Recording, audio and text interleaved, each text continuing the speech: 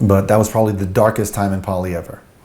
And thinking that people were not just raping women in Poly, but violent acts of murder and rape in Poly. And that became who Poly was for a very long time. And to be able to move past that and forget that past is something that has to happen. And it's going to happen by good stories. It's going to happen by stories of success.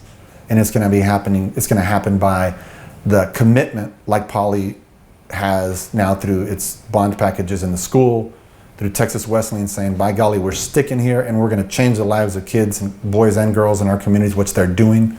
Fred Slybuck is doing great things by committing to building more, by committing to creating a real urban village like they're doing there across the street from Wesleyan, by businesses like Black Coffee saying this is where you come to talk about your ills and how you want to change things, by United Fort Worth coming and saying it's okay to disrupt a public meeting because we're determined to make this change.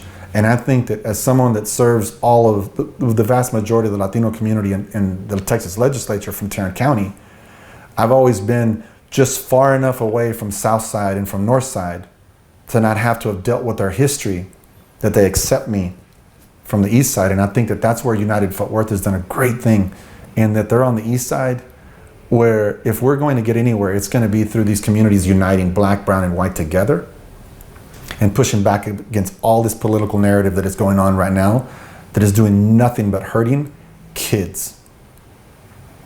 I'll be okay. I figured it out. I'll deal with my own trauma. But are we going to continue to let kids relive the same trauma that we went through? I pray not.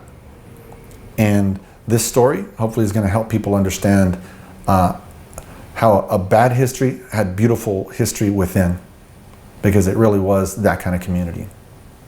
Yeah, thank you for doing this. And thank Max as well. Thank you, TCU.